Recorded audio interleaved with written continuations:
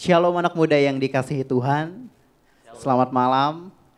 Puji Tuhan pada saat ini kita boleh bersama-sama diberi kesempatan oleh Tuhan. Kita boleh memuji Dia, menyembah Dia. Dan saya mengundang semua, setiap kita untuk persiapkan hati kita. Boleh menghampiri tahta Tuhan yang kudus. Mari saya mengundang kita semua untuk mengambil saat teduh sejenak di hadapan Tuhan. Terima kasih Tuhan, terima kasih. Kami ucap syukur buat setiap kebaikan Tuhan. Kami ucap syukur buat setiap kasih-Nya Tuhan yang Tuhan nyatakan dalam hidup kami. Ini setiap kami ya Tuhan. Kau memberikan hati kami, memberikan waktu kami untuk kami boleh bersama-sama datang di hadapan-Mu untuk menyembah Engkau, memuji Engkau ya Bapa. Terima kasih Tuhan, terima kasih. Mari kita menaikkan pujian kita kepada Tuhan. Haleluya.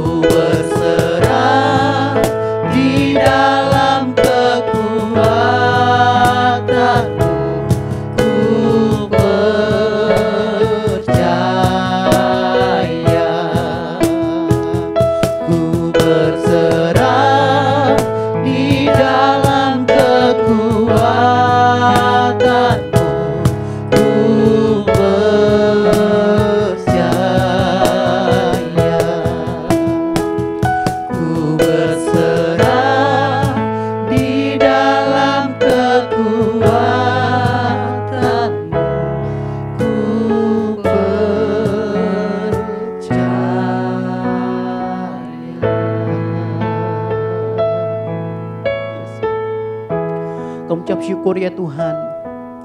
Pada malam hari ini kami boleh bersama-sama datang di hadapan-Mu untuk memuji Engkau, menyembah Engkau Tuhan. Dan saat ini kami lebih lagi untuk menaikkan setiap pujian kami di hadapan-Mu. Kamu serahkan ibadah kami dalam tangan-Mu. Hanya di dalam nama Tuhan Yesus kami berdoa. Amin. Saat ini saya mau menyapa teman-teman yang ada di rumah. Shalom anak muda. Shalom. Sekali lagi shalom. Shalom. Puji Tuhan, saya mengundang kita semua untuk bangkit berdiri. Yang merasakan bahwa Tuhan Yesus itu sangat baik dalam hidupnya, boleh lambaikan tangannya. Mari kita mau lebih lagi naikkan pujian kita kepada Tuhan. Kita mau katakan Tuhan Yesus baik. Haleluya.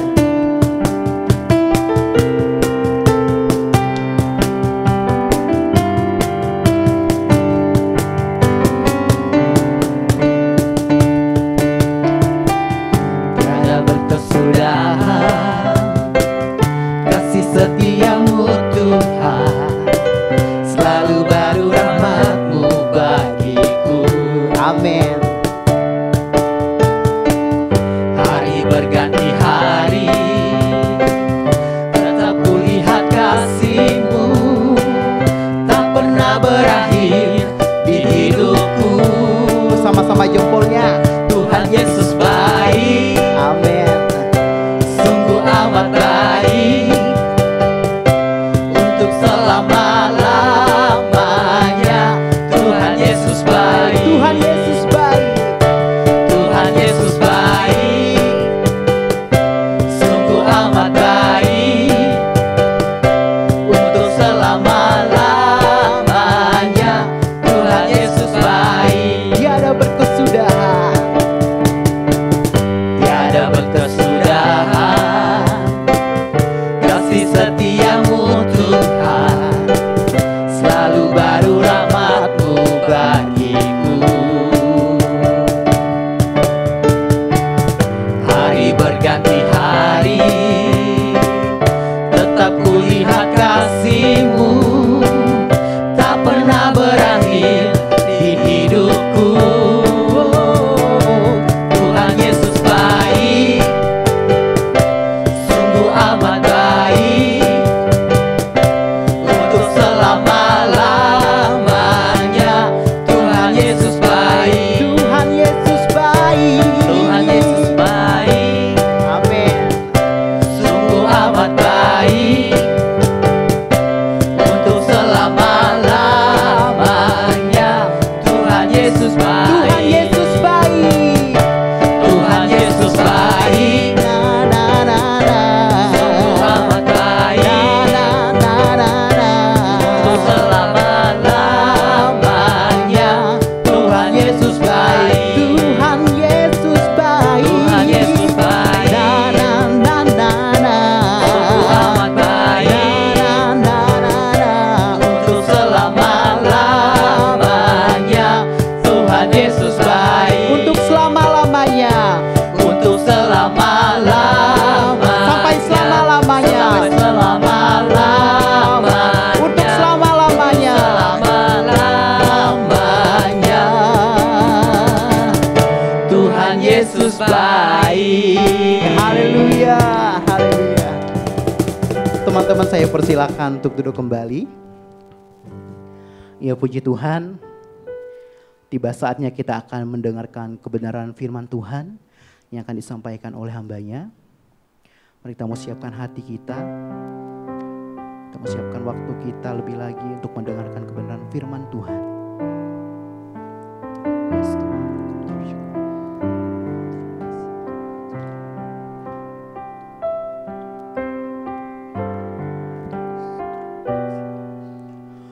Firman-Mu berkata Kau besertaku, maka kuat roh dan jiwaku. Tangan-Mu Tuhan selalu ku nantikan, di setiap langkahku percaya. Dengan sayap-Mu ku akan terbang tinggi di tengah tak menyerah, Kau kekuatan dan perlindungan bagiku, pertolonganku di tempat maha tinggi. Ku mengangkat tanganku, aku berserah, Kau ku nantikan, Kau yang ku sembah, Yesusku, Rajaku.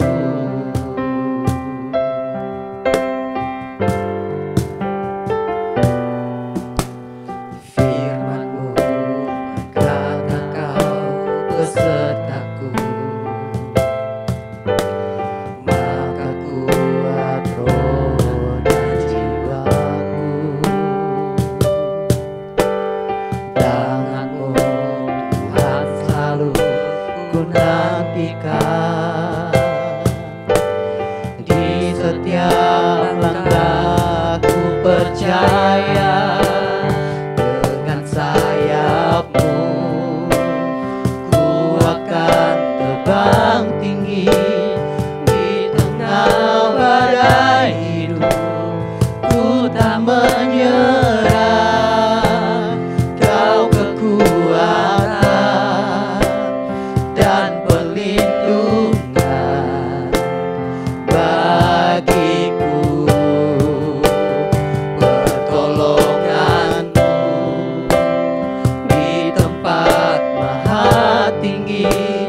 Ku mengangkat tanganku, aku berserah, Kau ku nantikan, Kau yang ku sembah, Yesusku. Dengan sayap-Mu ku akan terbang tinggi di tengah badai hidup.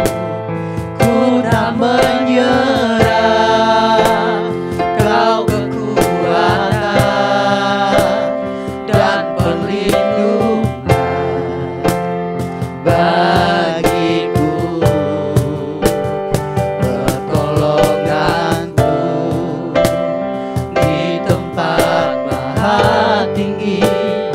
Ku mengangkat tanganku, aku berserah, Kau ku nantikan, Kau yang ku sembah, Yesusku, Rajaku. Waktu pemberitaan firman Tuhan saya serahkan kepada hamba-Nya. Shalom anak-anak muda, bersyukur kepada Tuhan hari ini kita boleh berjumpa kembali sekalipun melalui ibadah secara online, tapi biarlah tanpa mengurangi sukacita dan damai sejahtera di hati kalian semua. Baik, kita siapkan hati kita untuk mendengarkan firman Tuhan dengan berdoa. Bapa di dalam sorga, kami mengucap syukur buat kesempatan ini. Kami sudah memuji Tuhan, memuliakan nama-Mu. Biarlah Tuhan terimalah pujian dan penyembahan kami sebagai dupa yang harum menyenangkan hati Tuhan. Sekarang kami mau mendengarkan firman Tuhan. Mari Tuhan urapi hamba-Mu yang penuh dengan segala kekurangan dan keterbatasannya ini. Kiranya Tuhan pakailah dia untuk menjadi saluran berkat buat jemaat Tuhan pada saat ini. Terima kasih Tuhan, berbicaralah kepada setiap kami sebab kami siap untuk mendengar. Di dalam nama Tuhan Yesus kami berdoa, kami mengucap syukur. Amin. Baik, saya mengajak teman-teman untuk membaca satu bagian Alkitab di dalam Injil Matius pasal yang ke-16 ayat 13 sampai 20. Injil Matius pasal yang ke-16 ayat yang ke-13 sampai 20.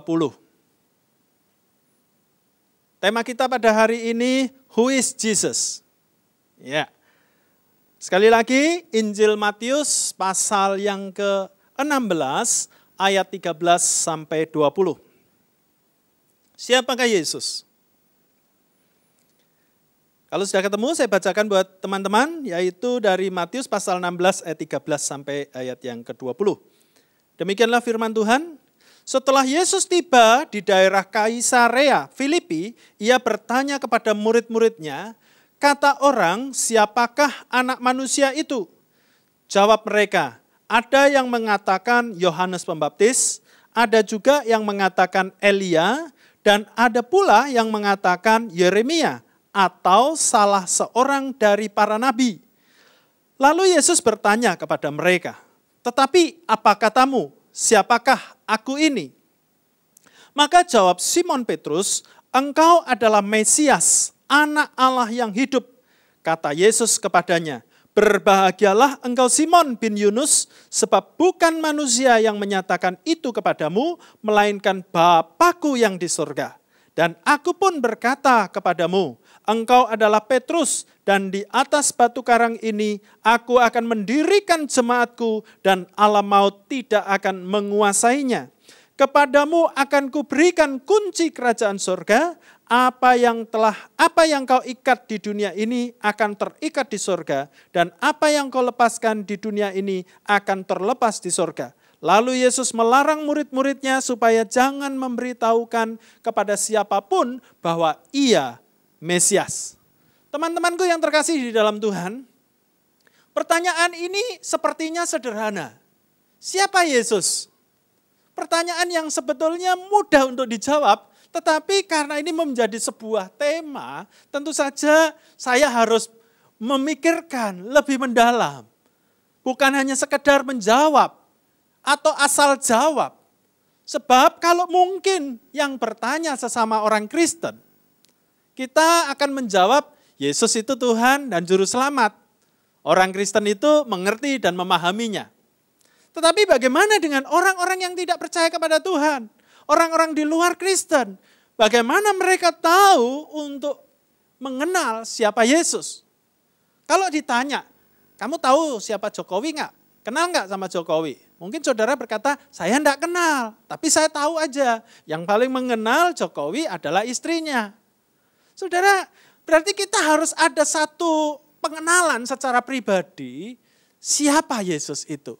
Bukan hanya sekadar tahu, mengerti secara akaliah atau akal budi kita, atau secara kognitif saja, tetapi betul-betul bisa dimengerti sampai ke dasar hati kita melalui iman percaya kepada Tuhan Yesus.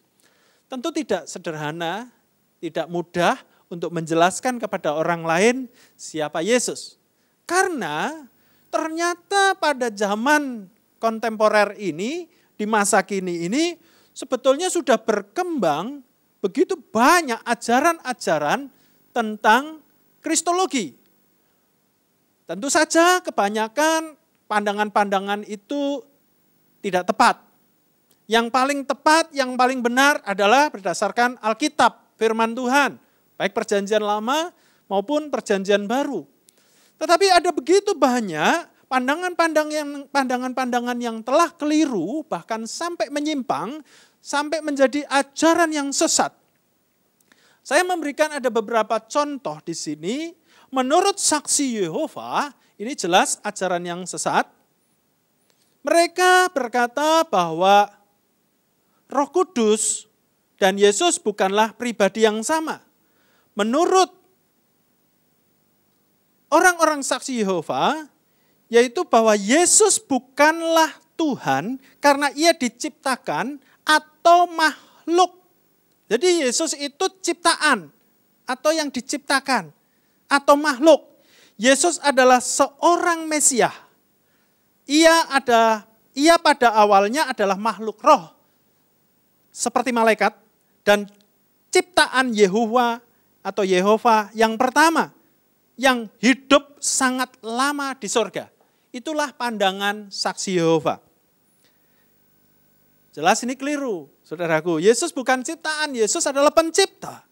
Yang kedua, menurut Christian Science, aktor laga yang sangat terkenal, itu punya agama ini, menganut kepercayaan Christian Science. Dan menurut Christian Science, Yesus bukanlah Tuhan. Nah ini, menurut Christian Science, Yesus juga bukan Tuhan. Yesus adalah konsep tertinggi buatan manusia, tentang manusia sempurna, tetapi tidak perlu disembah. Nah ini saudara, keliru lagi. Pandangan yang ketiga yaitu dari children of God. Mereka tidak percaya Allah Tritunggal, tetapi mereka menganggap Allah yang dipercayai adalah Allah yang seksi. Wah ini saudara, menarik. Children of God berkata, seksi is God. Tuhan yang seksi, Allah yang seksi. Mereka menganggap melakukan tindakan moral tersebut sebagai tindakan yang mulia dan sesuai dengan amanat Allah. Yesus menurut mereka adalah hasil dari hubungan seks antara Allah dan Maria. Ini sesat sekali saudaraku. Bahkan Yesus juga berhubungan seks dengan banyak wanita pada saat di dunia.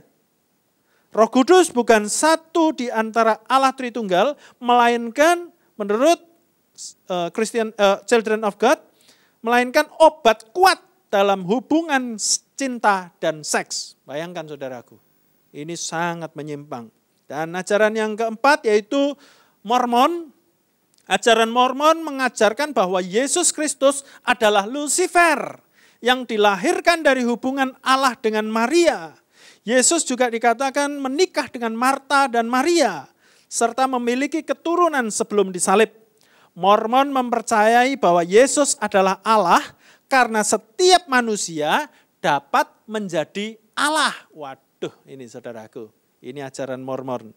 Luar biasa. Menyimpang dan keliru, sesat sekali saudaraku. Yang kelima, ya mungkin masih banyak saudaraku. Tentu saja kita tahu bahwa menurut Muslim, Yesus adalah nabi dan bukan Tuhan yang layak disembah. Jadi pada zaman sekarang sudah begitu banyak. Namun saudaraku, menarik dari bacaan nas yang tadi kita baca, ternyata di kalangan murid-muridnya sendiri pun muncul begitu banyak keraguan tentang siapa Yesus. Padahal mereka adalah saksi mata, dengan mata kepala mereka melihat apa yang Yesus buat, tetapi mereka sendiri tidak begitu percaya, tidak begitu yakin dengan Yesus. Saya coba ajak teman-teman untuk melihat di dalam Injil Lukas pasal yang ke-7. Injil Lukas pasal yang ke-7 ayat yang ke-18 dikatakan di sana. Injil Lukas pasal yang ke-7 ayat yang ke-18 sampai 23.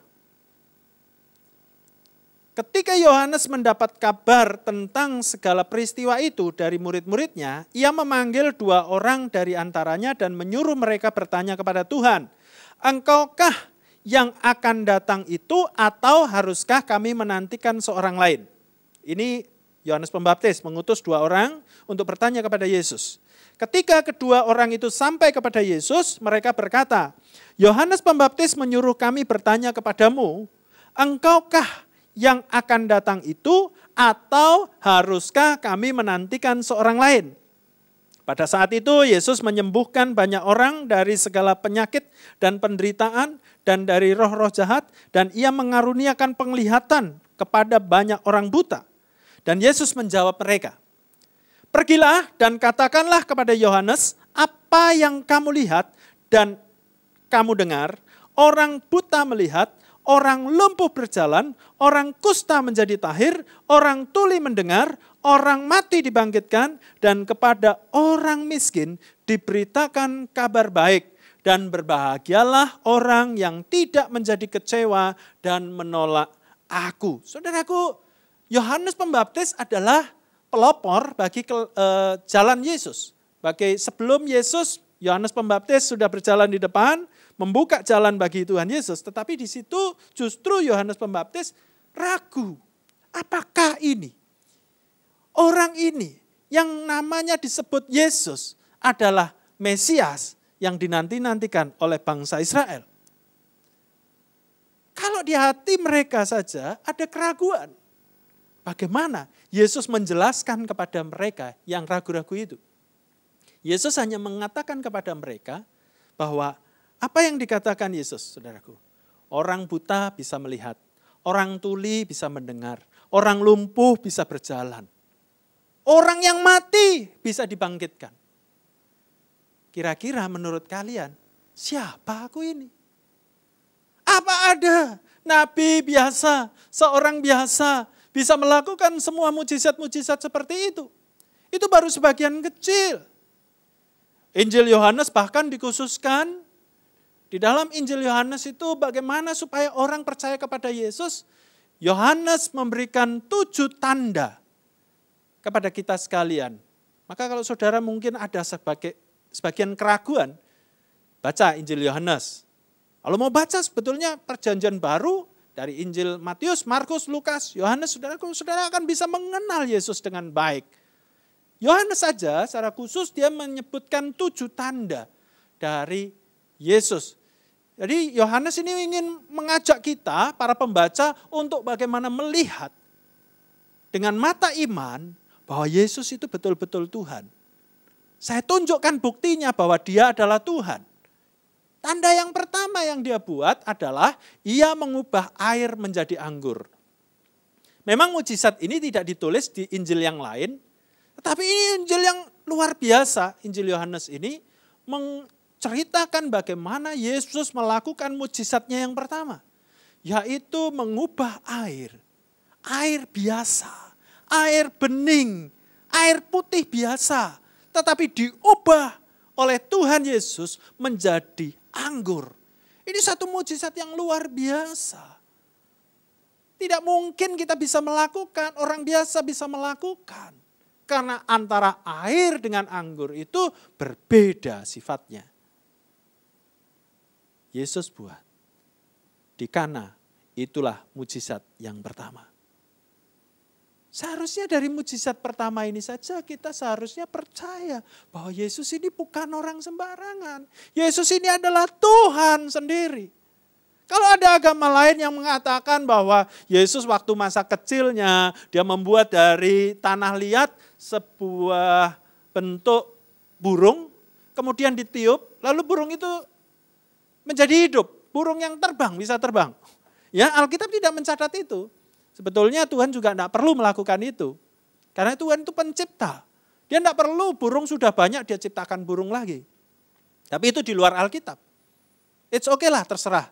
Tetapi Yesus yang dicatat oleh Alkitab, yang Yesus lakukan adalah mengubah air jadi anggur. Ini adalah mujizatnya yang luar biasa. Tanda terakhir, saudara bisa lihat di dalam Injil Yohanes nanti. Saya tidak bisa jelasin satu-satu, saudaraku. Atau bukakan satu persatu. Tanda terakhir yaitu tanda ketujuh yang ditulis oleh Yohanes di pasal yang ke-11, yaitu bagaimana Yesus membangkitkan Lazarus. Orang yang sudah mati 4 hari, dibangkitkan oleh Tuhan Yesus hanya dengan ucapannya saja. Lazarus, bangkitlah. Bangkit loh saudaraku. Meskipun sudah 4 hari di dalam kuburan. Tetapi Yesus bisa bangkitkan orang yang mati. Jadi seharusnya kita itu percaya. Tetapi Bapak Ibu Saudara, teman-temanku yang terkasih di dalam Tuhan, Komisi Pemuda yang tersayang, terkasih, Yesus mau supaya kita itu percaya, bukan hanya dengan otak. Ada banyak mungkin orang bisa membaca Alkitab. Alkitab bisa di mana saja sekarang dibuka, dibaca, dilihat. Tetapi kuncinya adalah bagaimana Roh Kudus itu bekerja di dalam diri kita. Di dalam setiap pribadi. Orang yang tadinya tidak percaya kepada Yesus, tetapi karena Roh Kudus, orang itu bisa percaya kepada Yesus. Tidak mudah loh saudaraku, untuk bisa percaya kepada Yesus sebagai Tuhan dan Juru Selamat. Tidak percaya silahkan kalian ngomong kepada orang-orang yang ada di luar, di jalanan, saudaraku katakan, ya percayalah kepada Tuhan Yesus, bahwa Yesus itu adalah Tuhan dan Juru Selamat. Mungkin saudara dilempari batu. Saudara. Kalau orang itu tidak dijamah oleh Roh Kudus.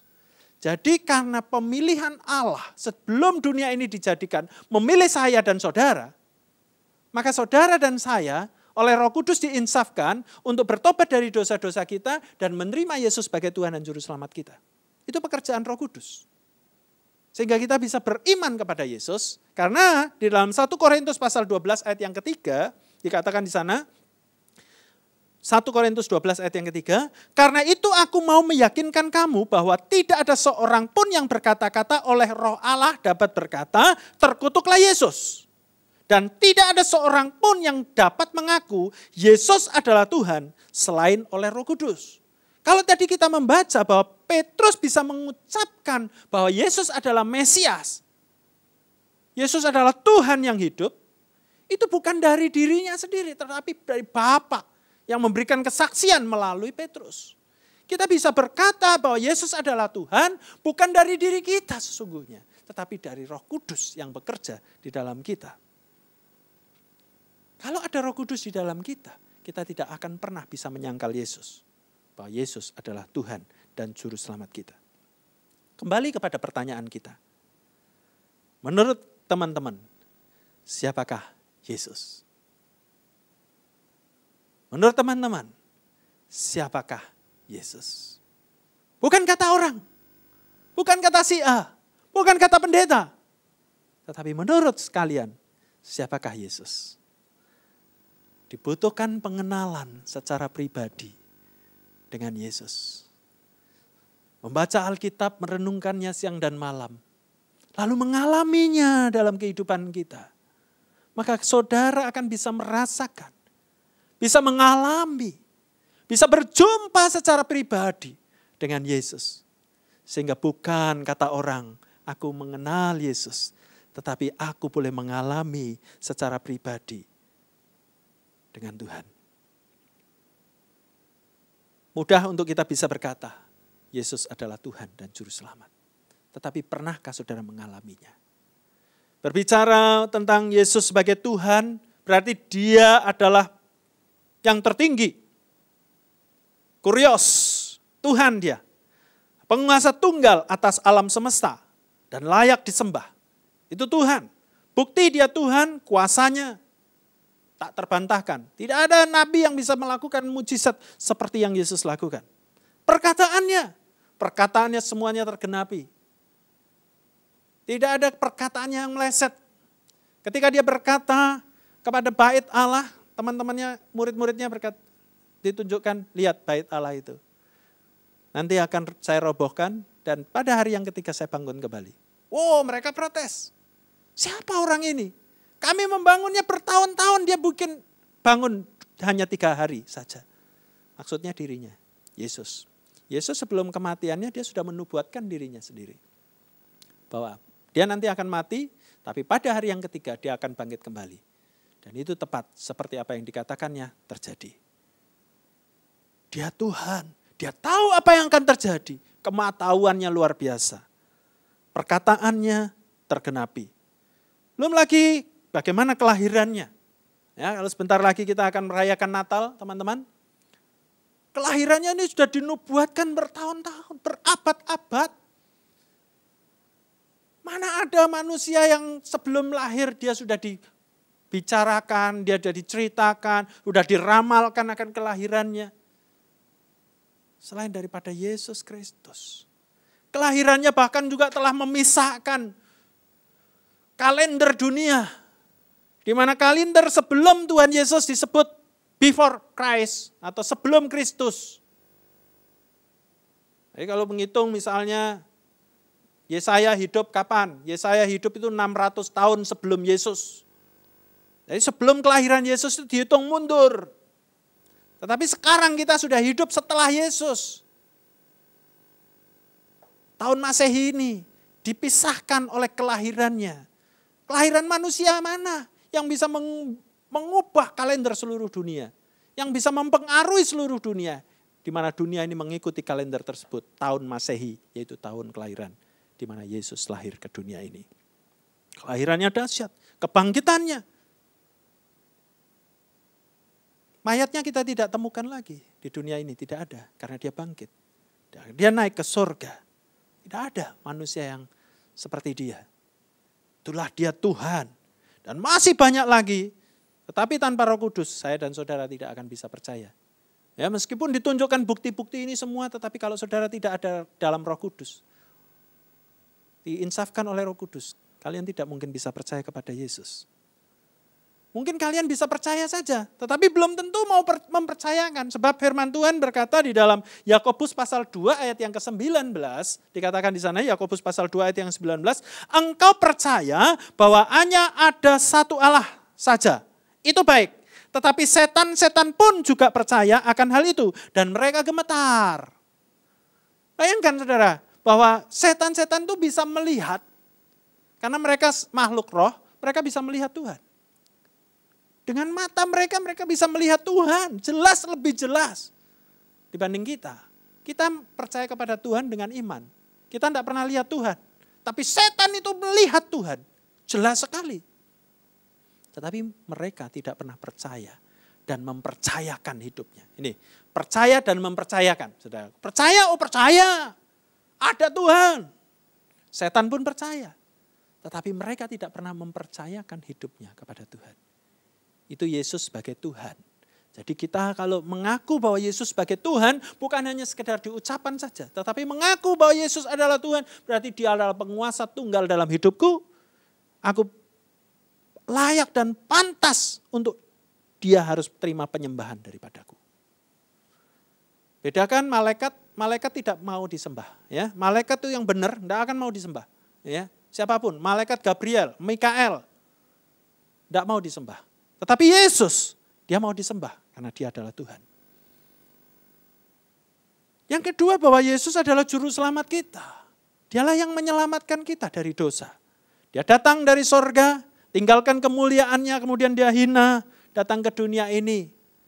Datang melalui rahim Maria, dia tinggal di sana. Sampai lahir, teman-teman. Dia lahir sebagai manusia. Yang supaya bisa merasakan apa yang kita rasakan. Dia batasi kealahannya. Dia mengosongkan keilahiannya.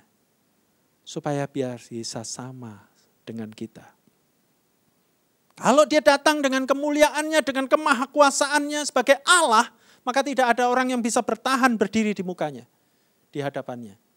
Pasti akan mati, pasti akan musnah, pasti akan binasa. Setiap orang yang bertemu dengan Tuhan langsung. Tetapi karena dia membatasi dirinya, maka setiap orang masih bisa bertemu dengan Yesus. Berhadapan-hadapan dengan Yesus. Bait Allah ketika dibagi, ruang pelataran, ruang kudus, dan ruang maha kudus. Ruang kudus dengan ruang maha kudus dibatasi oleh tirai.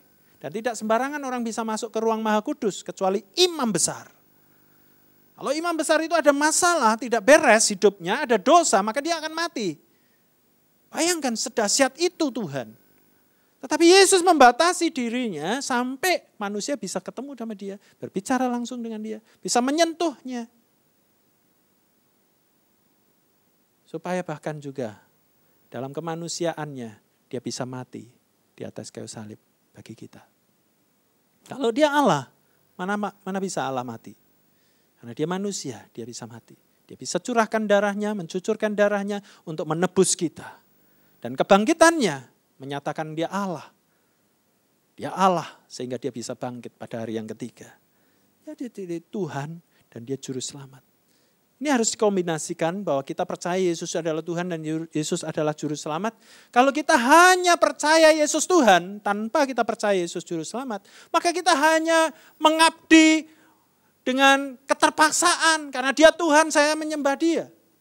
Tetapi kita harus juga kombinasikan bahwa dia adalah juru selamat saya yang menyelamatkan hidup saya. Kalau tanpa kematiannya di atas kayu salib, tanpa dia datang ke dunia ini untuk memberikan jalan keselamatan buat saya, bisa masuk ke sorga. Tidak mungkin saya bisa ke sorga tanpa melalui dia. Maka dari itu kita bersyukur kepada Tuhan. Kita berterima kasih kepada Tuhan karena dia juru selamat kita. Dia mau menebus kita dari segala dosa kita. Saudara-saudaraku yang terkasih, mari kita belajar pada saat ini. Mengakui Yesus sebagai Tuhan dan Juru Selamat kita.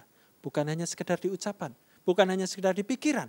Tapi biarlah boleh kita alami, kita rasakan benar-benar dalam kehidupan kita. Jikalau teman-teman saat ini masih ada di antara kalian yang mungkin ada keraguan. Atau bahkan belum bisa menerima Yesus sebagai Tuhan Juru Selamat pribadimu. Hari ini adalah kesempatan. Yesus mengetuk pintu hatimu. Dan dia ingin masuk ke dalam hatimu. Bukalah pintu hatimu. Izinkan Yesus boleh tinggal di dalam hidupmu. Izinkan Yesus lahir di dalam palungan hatimu saat ini. Mungkin kita tidak akan pernah bisa memahami Tuhan dengan sempurna. 100% saya bisa ngerti Tuhan, mengalami Tuhan dan merasakan Tuhan. Atau bisa benar-benar yakin 100%. Karena kita masih ada di dunia. Kita masih ada keterbatasan. Otak kita ini sangat terbatas untuk bisa mengenal Tuhan secara sempurna. 1 Korintus juga berkata di pasal yang ke-13, kita saat ini bisa melihat Tuhan dengan samar-samar. Tetapi nanti waktunya tiba, kita akan melihat dengan sempurna. Saat ini, bukalah pintu hatimu. Berikan hatimu sebagai palungan untuk Yesus boleh lahir di dalam hatimu. Dan biarlah nanti Roh Kudus yang akan bekerja di dalam hidupmu. Untuk menyempurnakan bagaimana engkau bisa mengalami Tuhan. Engkau bisa mengenal Tuhan secara pribadi.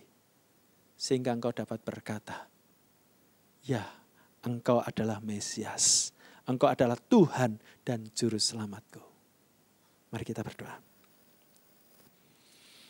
Tuhan, saat ini kami datang ke hadapan-Mu.